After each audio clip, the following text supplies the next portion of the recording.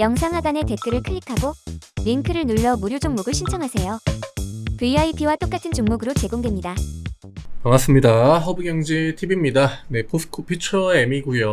오늘 다시 한번 또 2차전지가 굉장한 그 낙폭들을 보여주면서 이제 마감이 되었습니다. 그쵸? 오늘 거의 뭐 양매수가 들어왔다라고 봐야겠죠. 만약에 뭐 연기금이나 투신 보험 쪽에서 매도가 많이 나왔다라고 하면은 기관 쪽의 매수를 거의 뭐 금투 중심이기 때문에 이게 뭐 의미가 있다라고 보기에는 조금 애매하지만 이 정도의 비율이다라고 하면은 사실 연기금 투신 보험 쪽의 매도는 사모펀드 쪽에서 커버가 사실 되거든요. 이 정도 금융투자까지 같이 들어왔기 때문에 이거를 뭐 1대1로 보지는 않고요. 얘네 지금 세 개 합치면은 한 10,000주 정도 되지 않습니까? 얘네를 합치면 거의 한 40,000주 가까이 되기 때문에 거기에 외국인까지 매수가 들어왔다 이러면 사실 수급적으로는 크게 문제가 없었다라고 보는 게 맞겠죠. 외국인의 매수는 개인의 어떤 그 매도 물량들을 주로 이제 아래에서 받았다라고 보는 게 맞을 것 같고, 오늘 실질적으로 키움도 매도가 나오고 미래 쪽도 매도가 나왔습니다. 그리고 오늘 그 뉴스들을 좀 보니까 이제 뭐 2차전지가 뭐 끝났다 이런 댓글들이 확실히 달리기 시작하고 있습니다. 그 다음에 제목들도 굉장히 좀 비관적인 어떤 그런 기사 타이틀이 많이 달리고요. 이전이랑은 느낌이 좀 굉장히 많이 다르죠. 포스코홀딩스도 오늘 유의미한 가격 라인을 한번 처음으로 이탈을 시켰고 50만원이었죠. 그 다음에 에코프로도 제가 계속적으로 코멘트를 드렸던 80만원을 깨는 그 액션이 나왔는데, 지금 어차피 지수 하락이 발생된 거는 거의 대부분의 종목들에 비슷해요. 이거는 낙폭이 조금 차이가 있고 심리적으로 나한테 들어오는 데미지가 다르다 뿐이지, 우리가 그냥 알게 모르게 시장의 중심에 있는 종목, 시장의 변두리에 있는 종목, 혹은 뭐 시장의 한 중간에 있는 종목 이런 것들을 봐도 대부분 다 흐름이나 차트나 이런 것들은 그 흐름 같은 결이라고 해야 될까요? 그런 게 거의 일맥상통합니다. 그러니까 지금 시장 상황에서 뭔가 막 메인 업종의 종목이 강세를 보이고 이런 것들을 찾아보기에는 사실 좀 힘들고, 중간중간에 다 같이 데미지를 강하게 받는 그런 구간들은 다 비슷하게 나와줬기 때문에 문제는 누가 먼저 어떤 반등의 주도권을 잡아가느냐. 영상 하단의 댓글을 클릭하고 링크를 눌러 무료 종목을 신청하세요. VIP와 똑같은 종목으로 제공됩니다. 저는 그게 포인트라고 봐요.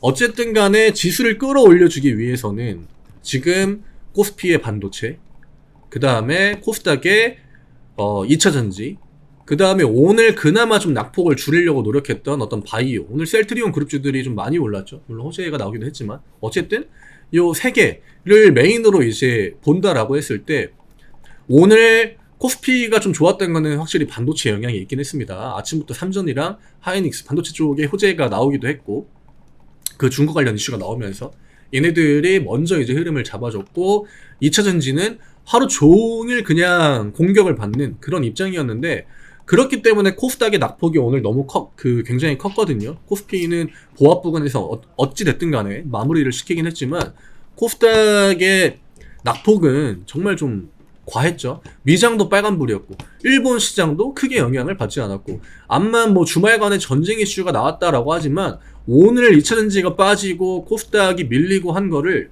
전쟁 이슈라고 하기에는 너무 이제 우리나라만, 오히려 뭐 빠지면은 미국 시장이 더 빠지지, 우리나라가 이스라엘이랑 팔레스타인 분쟁 이슈, 전쟁 이슈에 이 정도로 2차전지가 빠질 이유까지는 없거든요. 예, 암만 뭐 테슬라의 그 차량 인도량이 뭐 그렇게 많지 않았다, 2만 주 시장 예상치를 하회했다 해도 이 정도의 낙폭을 보여주는 거는 좀 오바죠. 그 다음에 오늘 또 중요한 거, 개인 투자자들이 굉장히 포지션을 못 잡았다라고 하는 거. 이전처럼 뭐 1A로 외국인과 기관들의 양매도가 나왔느냐, 그것도 아니에요. 오늘 양시장에 다 개인들 매도가 찍혀 있습니다. 그리고 개인들의 매도가 가장 금액적으로는 컸죠.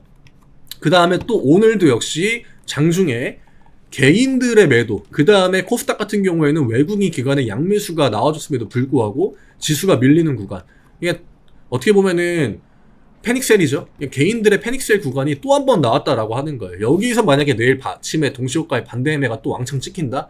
그러면 점점 더 저는 오히려 이번 주 머지않은 시점에 반등이 나올 확률이 더 높아진다라고 보고 있고요. 지금은 심리적으로 진짜 거의 끝자락이나 마찬가지거든요. 여기에서 반등이 안 나오고 또 시장이 막 코스닥이 700을 향해 가고 코스피가 뭐 2300을 향해 가고 2200을 향해 가고 그런 흐름이 나온다라고 하면은 그때는 사실 제 영상을 보고 뭐 시장의 데이터를 보고 국채 금리를 보고 이런 것들 다 아무 소용 없습니다. 그냥 기술적으로 아예 모든 것들이 먹히지 않는다라고밖에 볼 수 없거든요. 근데 지금 상황에서 만약에 조금이나마 정상적인, 그러니까 우리가 그냥 냉정함을 갖고 여기에서 어떤 흐름이 나올 가능성이 높겠느냐라고 했을 때 결국 이번 주 CPI거든요. CPI 예상치가 나쁘지가 않아요. 지금 시장의 그 하방 사이클을 강하게 스노우볼을 굴렸던 거는 어쨌든 연준의 금리 인상 기조의 변화예요. 이게 10년물 어떤 국채금리 포지션을 그 굉장히 위쪽으로 끌어올려줬고 또 이런 부분들이 각 나라의 어떤 환율에도 영향을 많이 미쳤고요. 이게 다시 한번 악순환이 되는 거죠. 일본 같은 경우에는 결국 엔화 약세를 막으려고 미국의 국채금리를 10년물 국채금리를 팔 수밖에 없는 거고 그럼 얘네들이 국채금리를 팔면은 또 10년물 국채금리 미국은 금리가 올라갈 수밖에 없는 거죠. 국채 가격이 떨어지니까. 이런 사이클이 계속적으로 반복이 되다 보니까 시장이 뭔가 트리거 없이는, 그러니까 일종의 반등을 보여줄 만한 어떤 매개체 없이는 전환하기가 굉장히 힘들었다라고 하는 겁니다. 그런 상황에 계속적으로 외국인과 기관들이 2차전지를 집중적으로 공략하다 보니까 개인들 입장에서는 오늘과 같은 움직임이 나올 수밖에 없다는 거죠. 이제는 정말 이게 맞는지 이게 정상적인 건지 구분을 못하는 거예요. 우왕좌왕하고 매도했다가 매수했다가 또 코스닥 800 밀리고 깨지고 하니까 갑자기 또 개인들 투매 우르르 나왔다가 다시 또 외국인들은 매수 전환하고 이게 굉장히 뒤죽박죽이거든요. 근데 이런 식으로 우리가 진짜 본격적으로 하방에 어떤 초입에 있다라고 했을 때는 가장 무서운 거는 외국인과 기관들의 양매도로 원웨이 사이클이 나오는 거예요. 사실 이 구간에서는 원웨이 매도, 양매도가 굉장히 많이 나왔거든요. 근데 지금 오히려 낙폭은 더 늘어나고 있지만 지금은 오히려 원웨이 매도보다는 장중에 계속적으로 오락가락하는 그런 포지션들이 많이 나온다라는 겁니다. 이런 것들이 저는 우리가 지금 상황에서 주목을 해봐야 되는 데이터다라고 보여지고요. 제 입장에서 지금 뭐 포스코 퓨처엠이 3천만 원 부근까지 내려왔기 때문에 뭐 우리가 생각했던 것보다는 많이 내려왔죠. 근데 어쨌든 간에 얼마가 빠지고 이게 중요하다기보다는 다 같이 빠졌고 누가 먼저 반등을 보여주고 누가 강하게 반등을 가져가 주는지, 이제 우리가 CPI 그 다음에 이어지는 실적 시즌 이때 누가 시장의 주도권을 가져갈 건지 이런 것들이 중요하다라고 봐요. 그리고 외국인들이랑 기관들이 이런 식으로 한 업종을 집중적으로 공략했다라고 하는 건 사실 뒷구간에 혹은 이후에 만약에 시장의 반등의 흐름을 가져간다라고 했을 때 오히려 이런 쪽의 반등폭이 저는 지금까지의 어떤 데이터로 볼 때 그렇게 적진 않았거든요. 공략을 하고 뭐 그게 공매도가 과하게 들어왔든 뭐든 간에 쇼커버링 같은 거를 우리가 기대를 해도 반등폭이 적진 않을 거란 말이죠. 누가 지수를 끌어올려주는지 누가 주도권을 잡고 가는지 그게 저는 조금 더 중요하다라고 보고 있고요. 정말 뭐 그냥 대응을 할 수 없는 시장만 아니다라고 했을 때는 저는 이번 주를 기점으로 시장이 좀 분위기를 전환해 가지 않을까. 그리고 어차피 다음 FOMC가 또 11월 초에 있고 실적 시즌이 11월 초 중순까지는 이어지기 때문에 저는 반등이 그래도 한 2주에서 한 달 정도? 이 정도까지는 좀 이어질 확률이 높다라고 보고 있습니다. 그래서 오늘같이 이런 식으로 굉장히 좀 갈피를 못 잡고 패닉셀에 동참하는 개인 투자자들이 늘어난다라고 하는 건 시장이 오히려 좀 정상화를 저는 되찾아가는 그런 데이터라고 보고 있습니다. 가격적으로 2차전지의 메인 종목들이 대부분 다 중요한 가격을 깨는 첫 번째 날이었습니다. 퓨처엠 같은 경우에는 이러면은 내일 만약에 개파락이 나오잖아요. 그러면 사실 이 자리에서는 빠꾸가 없죠. 뒤로 후진이 없죠.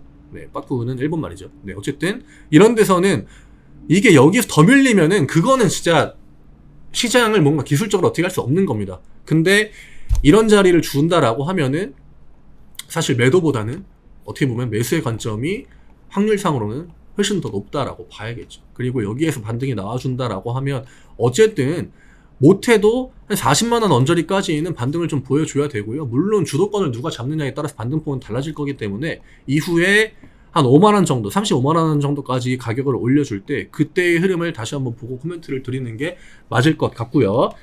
결국 개인 투자자들은 이제는 좀 백기를 많이 들었다. 그리고 외국인과 기관들이 원했던 게 이거다라고 하면은 앞으로는 추가적으로 나올 낙폭보다 반등으로 보여줄 수 있는 어떤 그런 반등 폭이 더 큰 시점에 다다르지 않았나 이렇게 생각합니다. 뭔가 이거를 막 포장하고 좋게 보려고 이야기를 드리는 건 아니고요. 제가 생각했던 것보다도 더 많이 밀렸습니다. 뭐 시장에 악순환들이 많이 나오기도 했고 악재도 많이 나왔고, 근데 지금 구간에서 더 밀린다라고 하는 거는 그거는 좀 이해하기 힘든, 기술적으로 암만 우리가 100번 1000번 양보를 해도 여기 30만 원을 깨고 이탈한다라고 하는 건 그거는 좀 냉정하게 이해하기 힘들다라고 봐야겠죠. 그때는 정말 좀 문제가 있다라고 봐야 될 것 같습니다. 오늘 여기까지 딱 설명드리도록 하겠습니다. 우리가 기대할 수 있는 건 결국 이번 주입니다. 네, 이번 주부터 일정들이 또 시작이 되니까 다시 한번 시장이 좀 흐름을 찾아가는 거를 기대해 봐야겠죠. 내일 다시 또 인사드리도록 하겠습니다. 감사합니다.